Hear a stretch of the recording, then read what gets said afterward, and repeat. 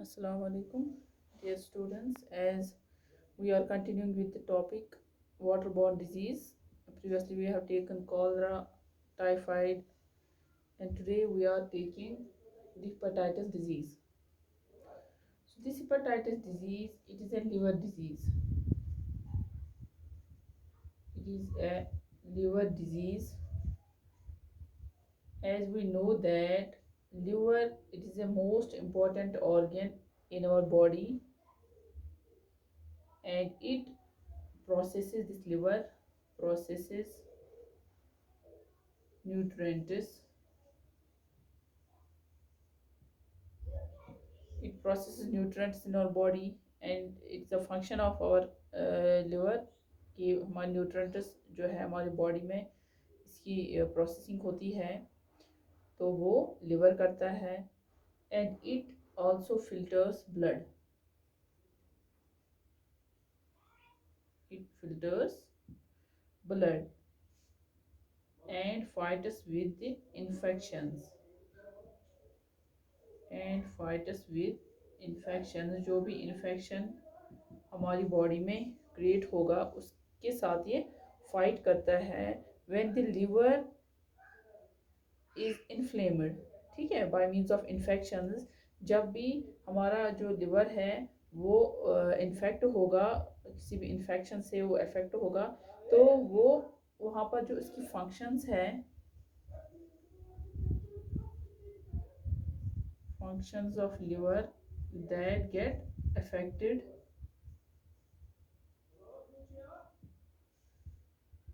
by means of infections. ठीक है, वहाँ पर वो इन्फेक्शन की वजह से उसकी फंक्शंस जो है वो अफेक्ट होती है.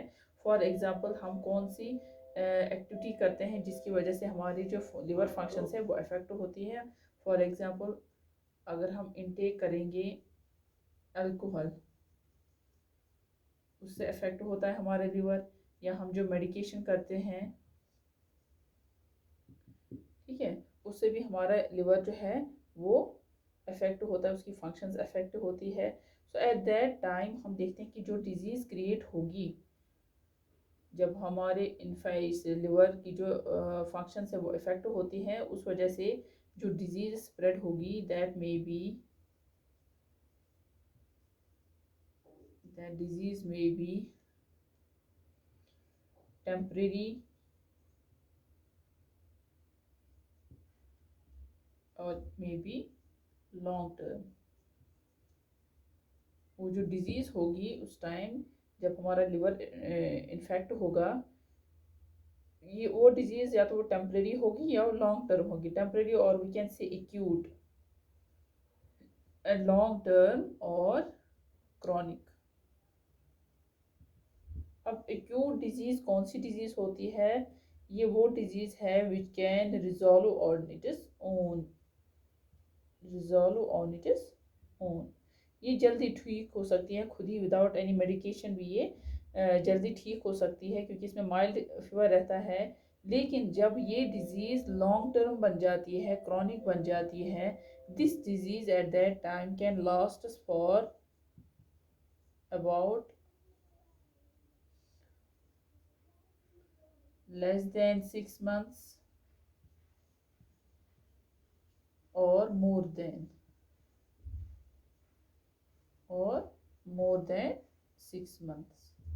या तो वो 6 मंथ्स तक रहेगी या उससे ज़्यादा भी रहेगी, ये वाली डिजीज़ क्रॉनिक डिजीज़. ठीक है, जब क्रॉनिक डिजीज़ होगी, क्योंकि लिवर इन्फेक्ट हुआ है, उसकी फंक्शंस अफेक्ट हुई है, तो हेपेटाइटिस डिजीज़ क्रिएट होगी एट दैट टाइम. ठीक है, वो डिजीज़ जो हेपेटाइटिस डिजीज़ जो क्रिएट होगी उस टाइम या तो वो टेम्परेरी होगी, जिसको हम एक्यूट भी बोलते हैं, या वो लॉन्ग टर्म होगी, जिसको हम क्रॉनिक भी बोलते हैं. ठीक है, यही देखना है कि जो एक्यूट डिजीज़ होगी वो जल्दी ठीक हो जाएगी विदाउट एनी मेडिकेशन, और जो क्रॉनिक है वो दैट में लास्ट अप टू 6 मंथ्स या उससे ज़्यादा भी रह सकती है ये वाली डिजीज़. ठीक है, एंड एट दैट टाइम जो क्रॉनिक, जब हम हमारे अंदर क्रॉनिक डिजीज़ हो गई हो, इट में कॉज लिवर फेलियर और लिवर कैंसर. उस टाइम हम में जो लिवर फेलियर या लिवर कैंसर हो सकता है. सो जो हेपेटाइटिस डिजीज का जो कॉजेटिव एजेंट है that is virus.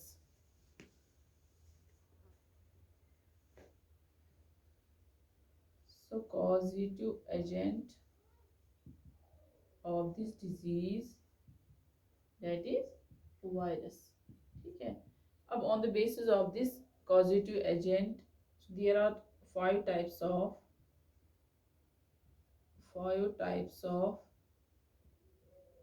hepatitis. First it is hepatitis A, hepatitis B, hepatitis C, hepatitis D and hepatitis E। यहाँ पर ये टाइप्स है हेपेटाइटिस के। ठीक है, तो on the base of this virus हम इनको डिवाइड करते हैं 5 टाइप्स में। So this hepatitis A can be written as HAV, hepatitis A virus, and hepatitis B virus,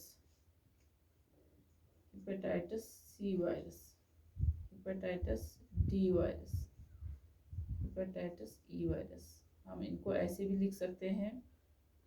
ठीक है, अब देखना है कि जो हेपेटाइटिस ए और जो हेपेटाइटिस ई है, ठीक है, ये दो जो हेपेटाइटिस डिजीज जो है that is hepatitis A and E, these can spread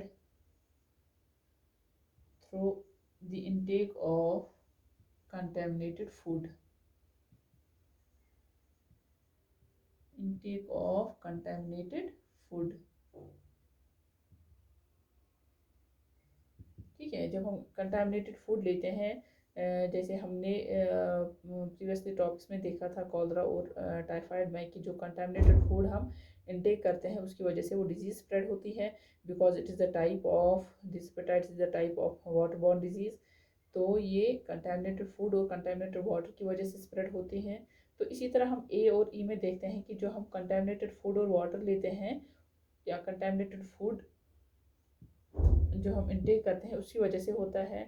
ठीक है, अब हेपेटाइटिस बी और हेपेटाइटिस सी जो है, hepatitis B and C, these two can spread through the infected blood, through the infected blood। जो भी इन्फेक्टेड ब्लड हमारी body में जाएगा। अब इन्फेक्टेड ब्लड कैसे जाएगा? By the use of syringes. जब हम यूज़ करते हैं सिरिंजेस का,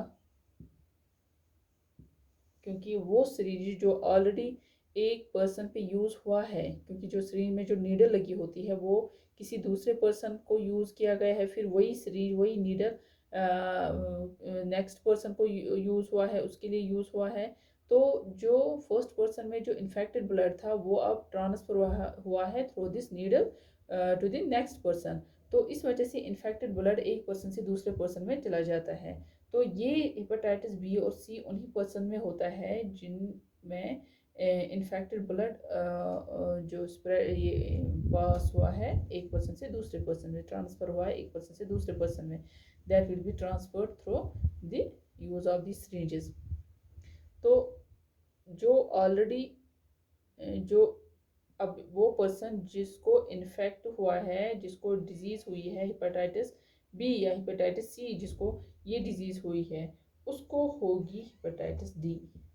अब ये जो डी डिजीज़ है, ठीक है, ये जो डी डिजीज़ है ये उसी पर्सन को होगी who are already infected with hepatitis B और hepatitis C. So hepatitis D infects those persons who are already infected with hepatitis B and C। ठीक है, उनको होगी हेपेटाइटिस डी। ठीक है, tomorrow we will take the symptoms and treatment of this disease.